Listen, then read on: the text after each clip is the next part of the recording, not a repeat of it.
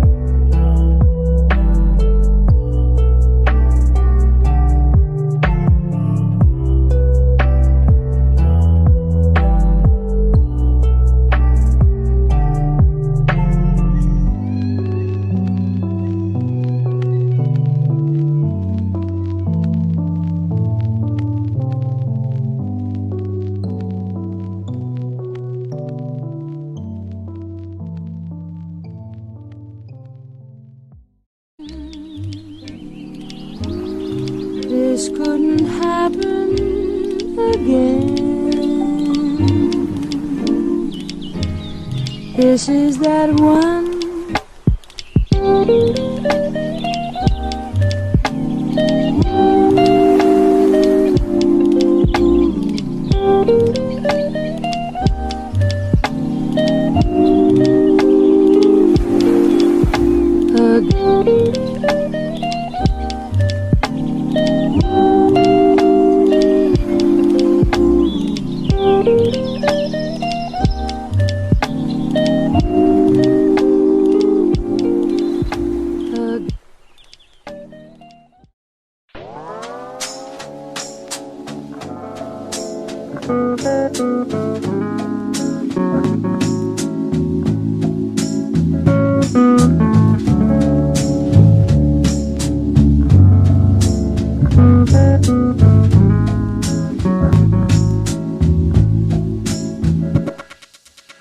I was a terror since the public school era. Bathroom passes, cutting classes, squeezing asses. Smoking blunts was a daily routine since 13. A chubby nigga on the scene. I used to have the tray deuce and the deuce in my bubble goose. Now I got the Mac in my knapsack, lounging black, smoking sacks up in axe and sidekicks with my sidekicks, rocking fly kicks. Honeys wanna chat, but all we wanna know is where the party at. And can I bring my gat? If not, I hope I don't get shot. Better throw my vest on my chest, cause niggas is a mess. It don't take nothing but front for me to start something. Bugging and bucking at niggas like I was duck hunting. Dumbing out just me and my crew, cause all we wanna do is party and bullshit and party and bullshit and party and bullshit and party.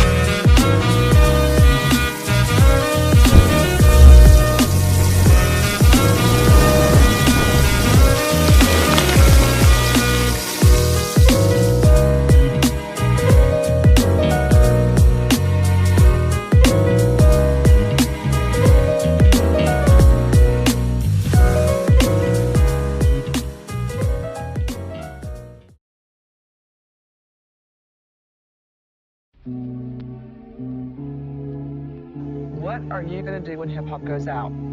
Hip hop is an attitude. It's right here. It's how you feel. It's a style. So it can go out.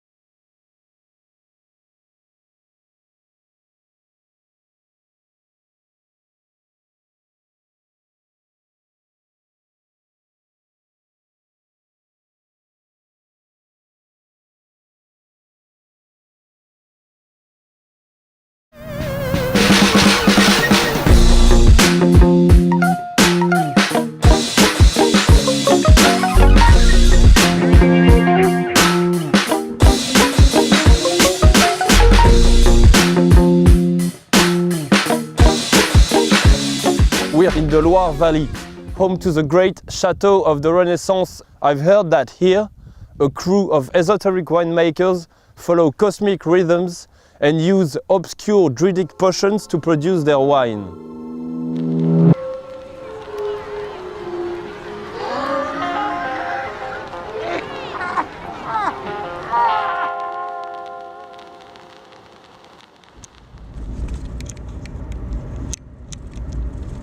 I took a 3-hour ride from Paris along the Loire riverside.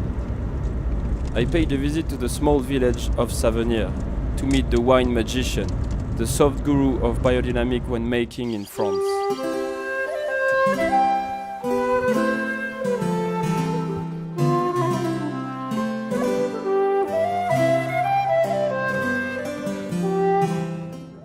Here is Nicolas Joly's domain. He's producing a mythical Anjou wine enjoyed by French kings for almost a millennium. His Savenière is amongst the best white wines in France, hence in the world. Mon père était chirurgien et il adorait la nature et c'est ma mère qui gérait le vignoble. Il semblerait que les choses se soient faites pour que ce lieu soit le leur et pour qu'après je m'en occupe. Pour moi, c'est une évidence qu'on choisit de naître dans un lieu pour y faire des choses précises et que ça a un sens. That didn't stop him from becoming one of the big guys on Wall Street.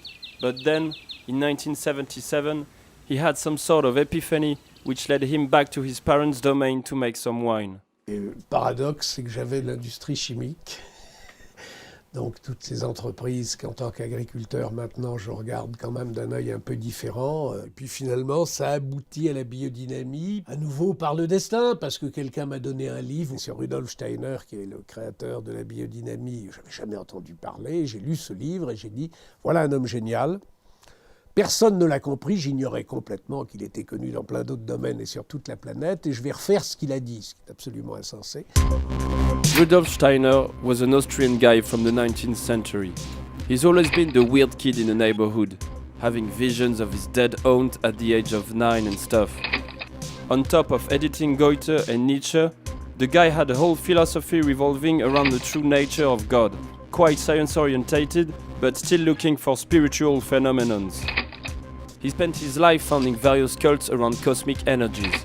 The Anthroposophical Society, for which he built this cool-ass church, the Steiner Waldorf schools, which transformed kiddos into weirdos.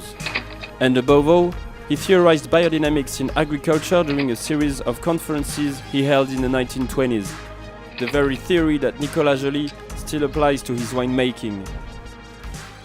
Donc ça c'est de la bouse donc qui a été pendant... Ça sent pas trop. Non, ça sent pas du tout. Ça, par hectare, c'est presque suffisant. Il n'y a pas besoin peut-être 2 fois ça par hectare. Il en faut peu, c'est comme du hashish, il faut quelques tafs et le corps est complètement sans dessus-dessous.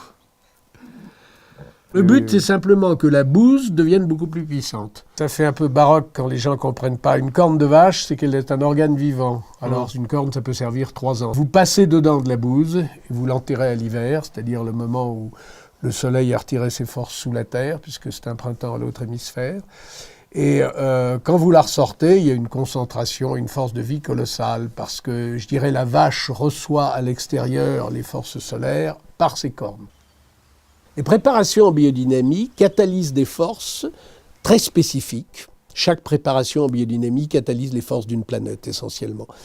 Donc je dirais, on renforce l'expression d'un système solaire et du soleil, qui lui a 2 préparations, sur un lieu. Alors là, vous avez l'Achillée millefeuille en plante, la camomille, l'ortie, le chêne et le pissenlit, qui sont mises chacun dans des organes différents. L'Achillée millefeuille est mise dans une vessie de cerf, la camomille est mise dans un intestin de vache, et le 505, le chêne, dans le crâne d'un animal, et on l'enterre l'hiver dans un endroit où il y a de l'eau qui passe. Vous le passez comment Faut vider, on vide la cervelle avec une cuillère et on bourre le crâne avec de l'écorce de chêne un peu broyée. Voilà. Et ça vous donne... Une cervelle de cerf ou de... Ah non, une cervelle. On enlève un crâne d'animal domestique. Vous voyez, là, vous avez... Comme un chien ou... un veau, un mouton, une chèvre, voilà. Donc ça, c'est de la bonne. Ça, oui, ça, c'est de l'année dernière. Vous avez des petits noms pour vos préparations? Les noms réels, c'est 502 à 506. Ouais. C'est comme des numéros de portable.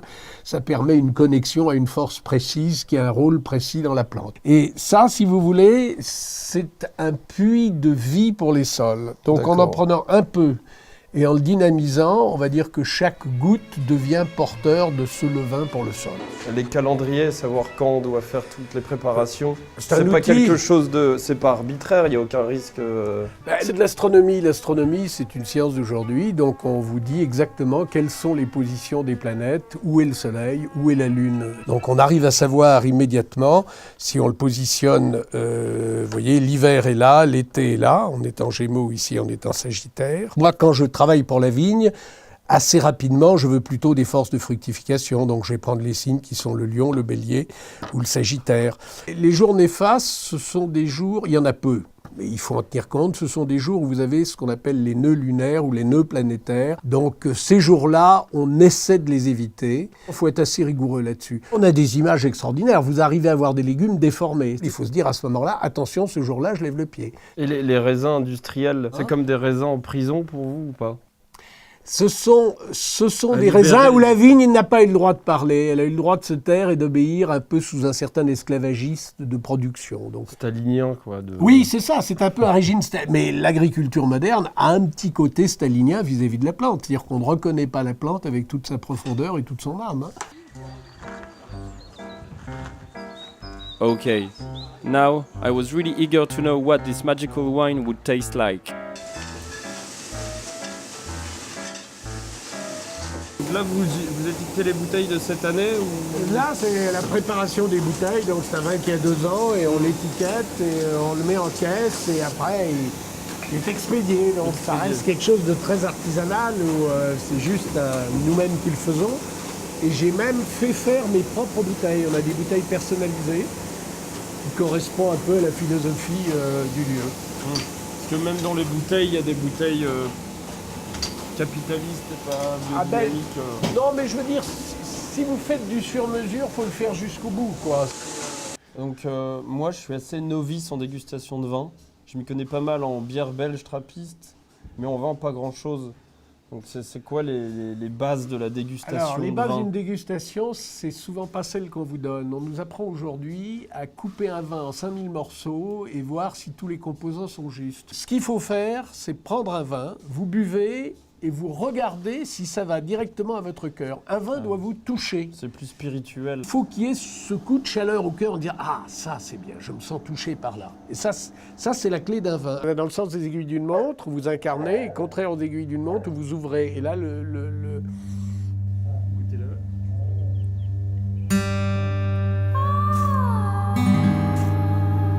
According to Nicolas Joly, there are 2 kinds of wine. The industrial one. You napalm the grapes with chemicals, then add artificial oak or blueberry flavors which will make your wine taste like Skittles. And the biodynamic one, which deals with none of that shit. They use natural potions spread on the vineyards according to a precise cosmic calendar, as Steiner preconized. Le seul but avoué pour l'instant, c'est de ne plus avoir de poison sur les terres et dans le vin. Le but inavoué, c'est évidemment que tout le monde à terme soit en biodynamie. Marc Angeli is a neighbor of Nicolas Joly. They share the same beliefs concerning biodynamy. In addition to that, he uses radionics techniques that he learned from his grandfather. With his pendulum, he claims to be able to seize the quality of his vineyard, to see if it has any disease and even cure it. Et donc il ne faut pas bouger la main bien sûr. Le pendule se met toute seule à tourner. Mais quand vous avez l'habitude, je vais exagérer en faisant exprès, hein, vous mettez comme ça, hop, tout de suite, ça fait ça. Et même quelquefois, ça fait comme ça. Alors que moi, évidemment, comme je m'en sers pas souvent, il faut du temps pour que... Il y a une anecdote à propos d'Einstein. Un jour, il était en train d'accrocher des gousses d'ail au-dessus de sa porte. Et puis, il y a un de ses copains qui arrive et qui lui dit « Mais enfin, ça va pas, non, mais tu es complètement malade, toi, le grand scientifique et tout ça, tu crois à ces trucs-là. » Et Einstein avait répondu « Il n'y a pas besoin d'y croire pour que ça marche. »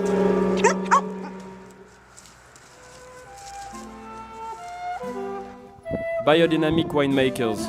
Are they a bunch of new age Amishes? Have they found the next level of organic farming? Or is this what happens when you're having a midlife crisis and you decide to buy a vineyard?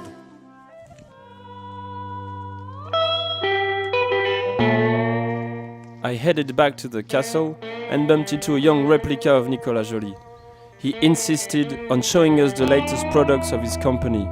I'm with the son of Nicolas Joly, who specialized in the protection against electrosmog.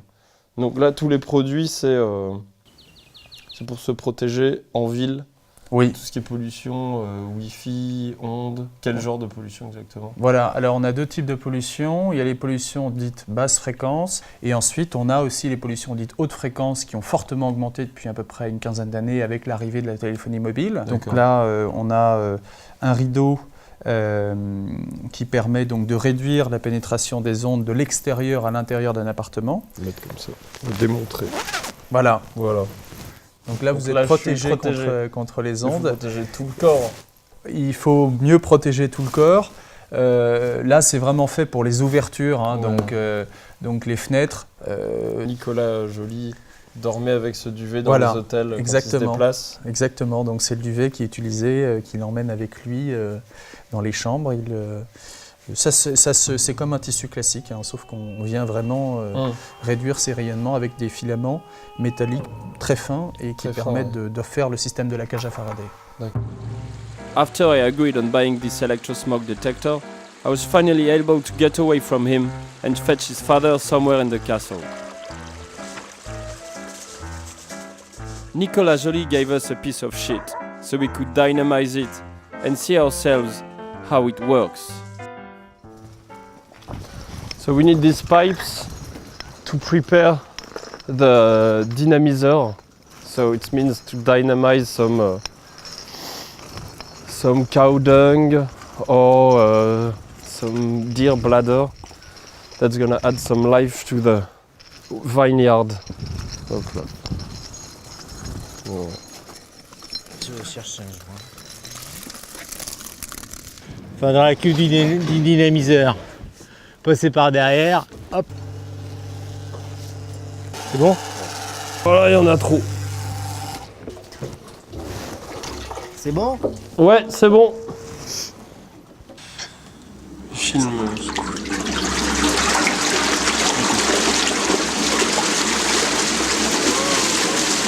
Quand vous faites une dynamisation, c'est-à-dire que ces produits sont parfois passés dans un système qui fait un vortex.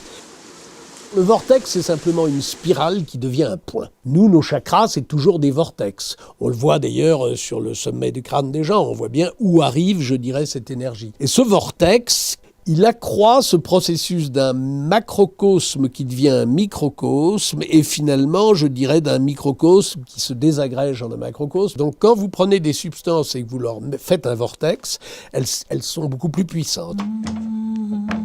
Le fait qu'on vous prenne pour un fou n'est pas grave, parce que quand vous commencez à prendre un vin qui a un vrai goût, vous ne pouvez pas revenir à la beauté issue de la chirurgie esthétique. C'est pas la même beauté qu'une beauté naturelle, hein.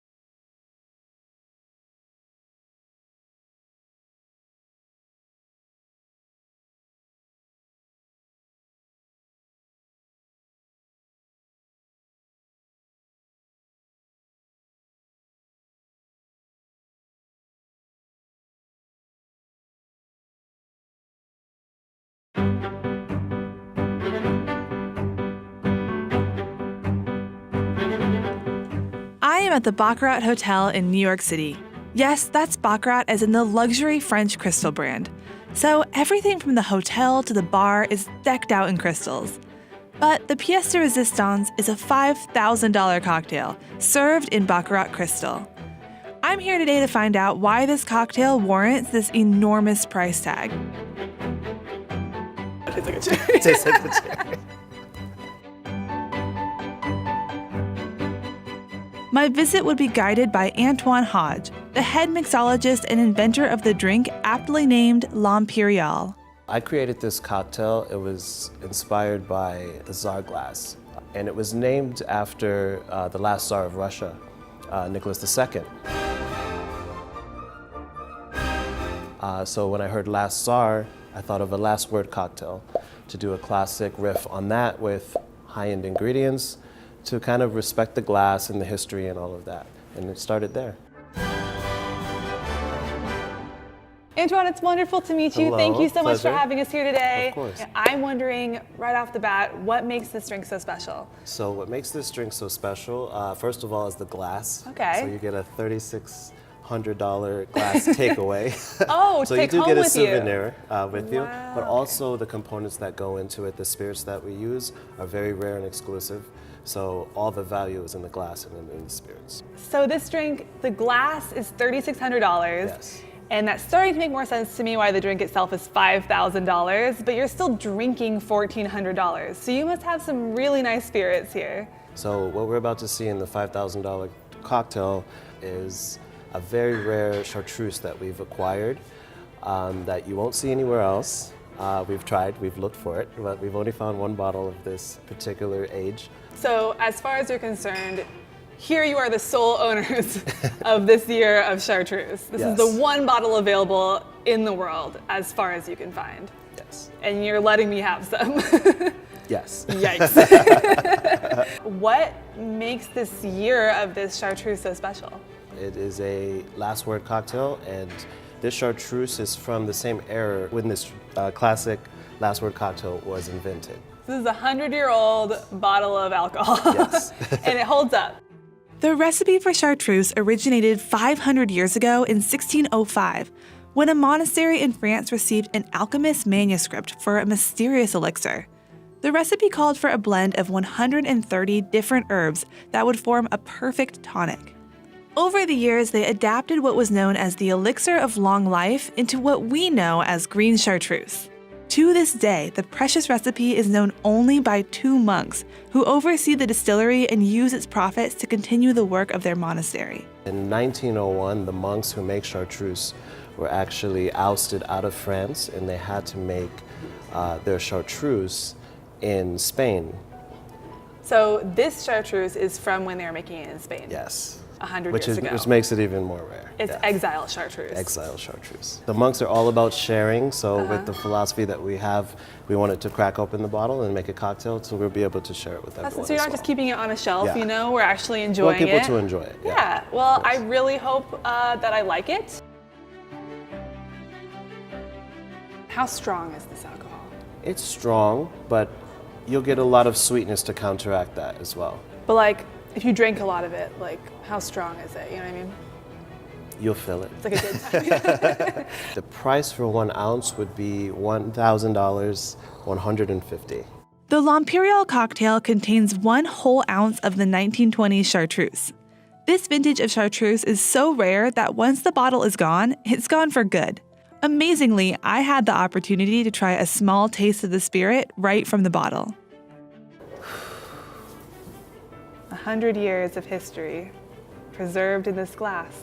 I would give it a swirl, give it a sniff. I put it in the snifter just so you can kind of smell it first to get yourself ready, because it's intense. It's a powerful smell. You're gonna get a strong sense of tarragon, and the savory note, I would lead you to maybe peppercorn. What do you think? It's delicious. It's very good. Yes. The smell was so strong. I was worried that I would be overcome, but it's so easy to drink. Very easy to drink, very smooth. It has a nice viscous texture to it. And the sweetness, the bitterness, the aromatics, all of it is like in a nice, warm presentation. So it's warm. It's Yeah, very, and when it's you very mentioned warming. baking spices, Yeah. it tastes like very comfortable, very warming, like you're drinking like a baked good, like maybe like a spice cake or something like that.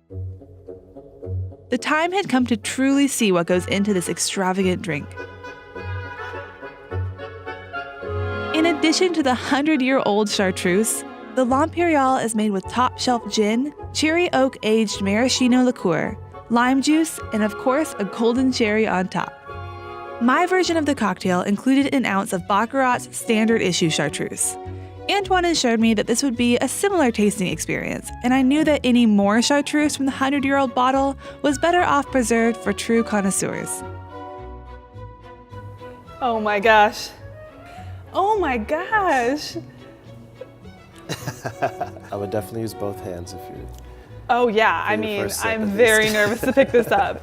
And I was thinking, okay, how can a glass look like $3,600? And then you put this in front of me and it's all become, no pun intended, but very crystal clear. What should I be tasting in this cocktail? So you're going to taste a little bit of the baking spice that you have. The gin adds a little bit of aromatics as well. All these ingredients are used to really boost up the chartreuse. All right. Okay. Yes. Woo.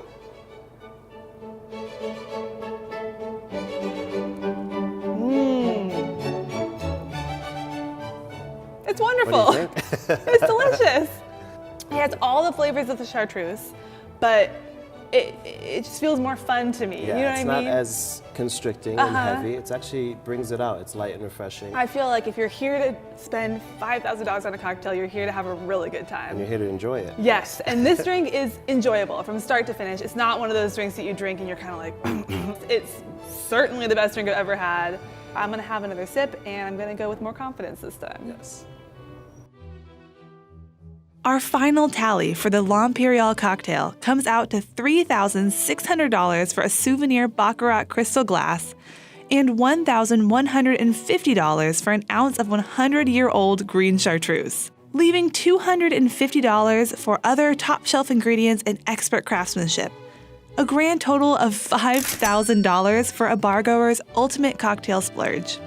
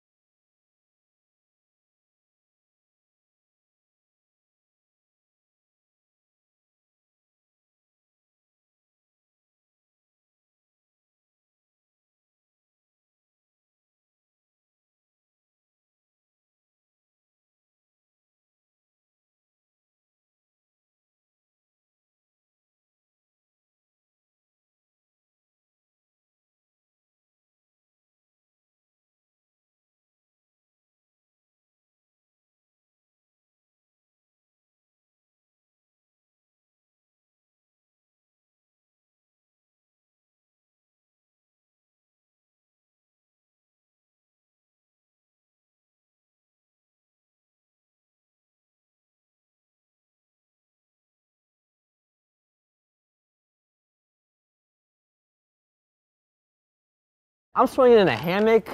I'm drinking a good time. I'm at good times. What? You're gonna crash so hard. Happy hour with the boys. Today we're having 3 cocktails at 3 different places at 3 drastically different price points. Andrew is going to be the one bringing me along because I honestly don't know much, if anything, about alcohol. I am by no means an expert, but I know what I like, and we're gonna find out what you like. We're going to a little place called Good Times at Davy Wayne's. They serve an old-fashioned that is fashioned in a new kind of way. You'll see, you'll see. Just wait till we're there. Oh, no! We haven't even had a drink yet, and you just spilled coffee all over my car. Look, you're just gonna have to let that dry out. My name is Mark Dowse. This is Good Times at Davy Wayne's, a 70s bar owned by Houston Hospitality. Davy Wayne is their father, and so it has a lot of heart, a lot of history for them. We put a Old Fashioned on tap because that was his favorite drink. Happy hour Old Fashioned is $6. That goes Monday through Friday from 5 o'clock when we open till 8 o'clock. What goes into an Old Fashioned? It's actually the original cocktail. Cocktail doesn't mean everything under the sun. It originally means spirit, water, sugar, and bitters. For ours, it's Old Overholt rye whiskey, sugar, and bitters. We take the measurements that we know work for the Old Fashioned, batch them together, add our dilution already. Nitrogen is what pushes the Old Fashioned through. So nitrogen compared to CO2 creates this creaminess almost that you wouldn't get from a normal Old Fashioned. Cut ourselves a orange peel and a lemon peel. When we peel and express over the cocktail, it's gonna lay a fine layer of citrus oil. So when you go up and you take the sip, you're smelling all these citrus, these bright notes. It's a really great balance together and really enhances the whiskey. Boys' night out, 2 peas in a pod. This is my ideal Friday night, hanging out with my boys. What's up, Adam? It's a good times.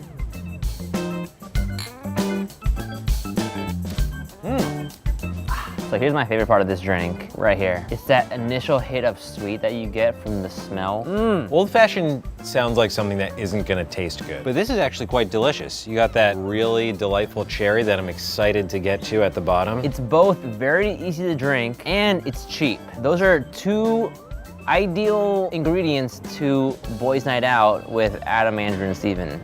Turn mode. Oh God.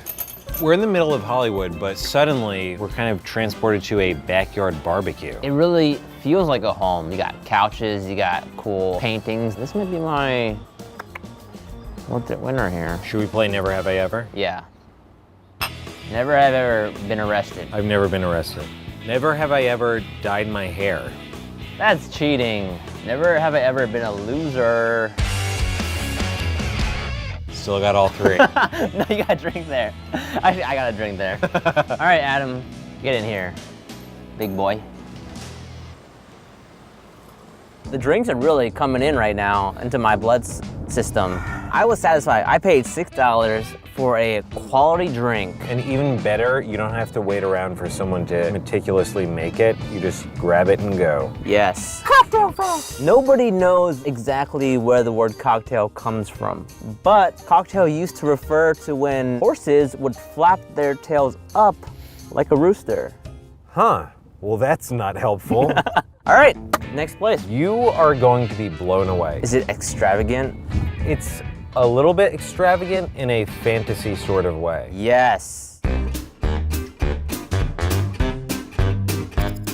My name is Matt Messina. I'm a bartender here at Pacific Seas. I'm Andrew Myron, and I'm the proprietor here. And we're on the 4th floor, 3rd floor? Fourth floor. We're on the 4th floor of Clifton's. When I first came in, I was trying to find the Pacific Seas. I ran into a mirror, and I said sorry to myself because I thought I ran into myself. You come through the doors, we're not going to tell you where to go. You're going to go find it yourself. It's all about exploration, so the idea is you get lost. It's like a cooler version of IKEA. Exactly, and with much better drinks. Today we're going to be drinking a Scorpion Bowl. This dates back to the 1930s. Actually was originated in Honolulu. In that we have lime juice, orgeat, orange juice, and then fill your Scorpion Bowl with ice. Then add your liquors. White rum, which we use in Eldorado 3. We use cognac, which is Hennessy for us. And then we also use gin, which is Aviation. Pour that over the fresh ice. Add your garnishes. We use lemon extract instead of 151. It's a lot less dangerous. And then you light that on fire. And then you can use whatever you want to kind of spark it. We use cinnamon, and it gives it a nice like little volcanic eruption. Ready?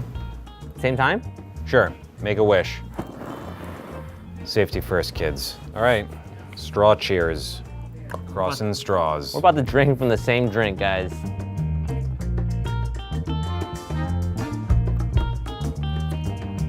Ooh. Ooh. I bet you like that.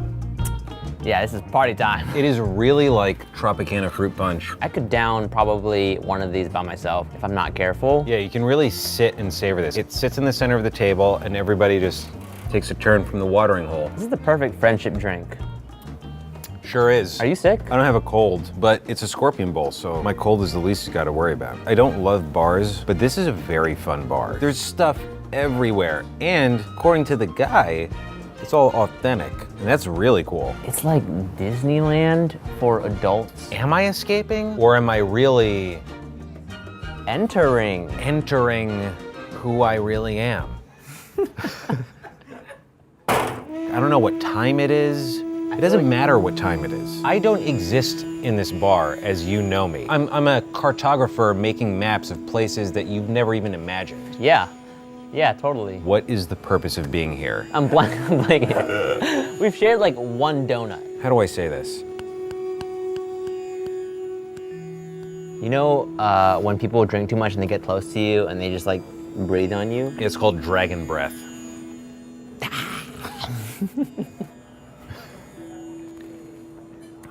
There are straws for a reason, you animal. I love this bowl. Adam, you want in?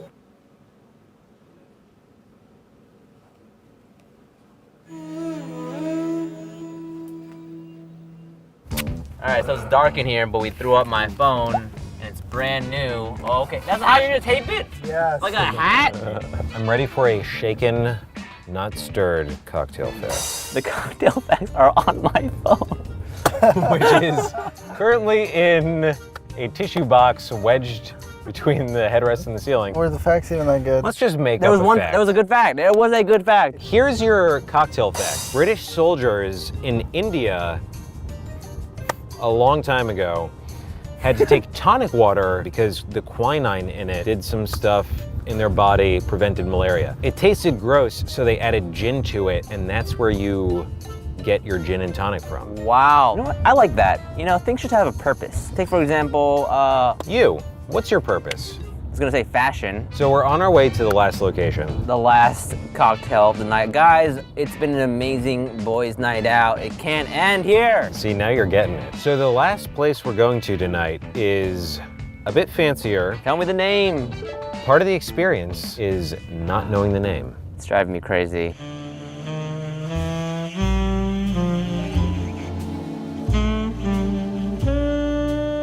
Welcome to 10 Pound.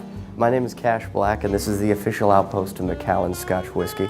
And today I'm going to serve you the Highland Park 30 Penicillin. Can we just rewind a little bit? You said your name is Cash Black? That is right. Born and raised in Las Vegas, Nevada. What a name. Okay. I myself am not much of a drinker. What makes this particular alcohol so special? Any alcohol aged over about 18 years is, you know, it's phenomenal in the sense that it actually survives. There's a lot what they call the devil's cut, which actually evaporates. And the best thing about the Highland Park 30 is one of my favorites because it's really smooth and gentle, and it's going to show you all those peat flavors that are normally associated with a Scotch, but you're going to have none of the hang time.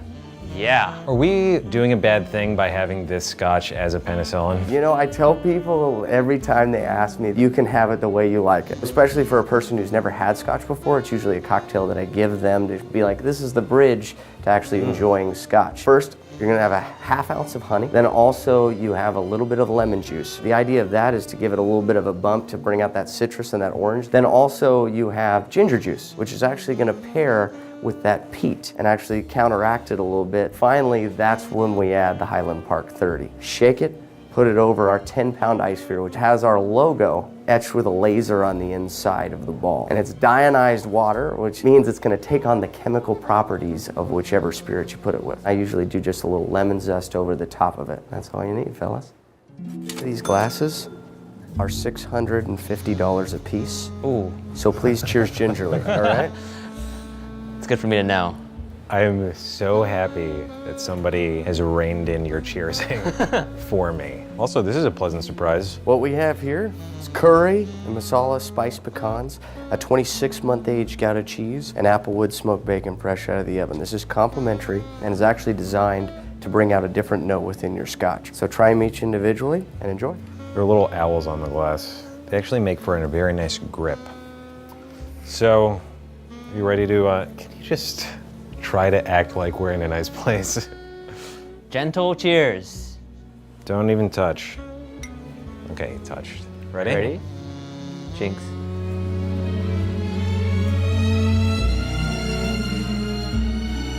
Yeah.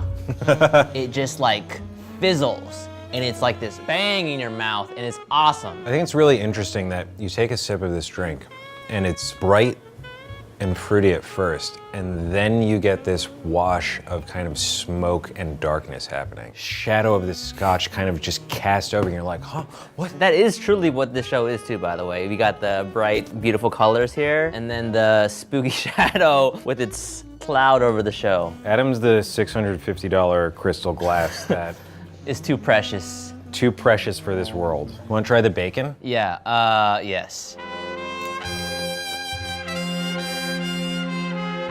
Oh!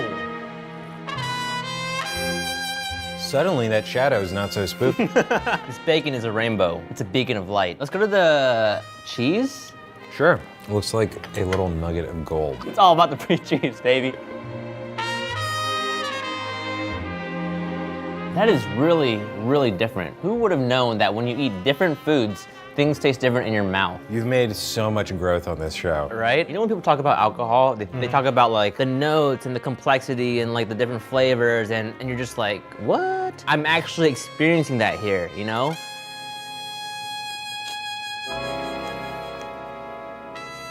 Boys' night over.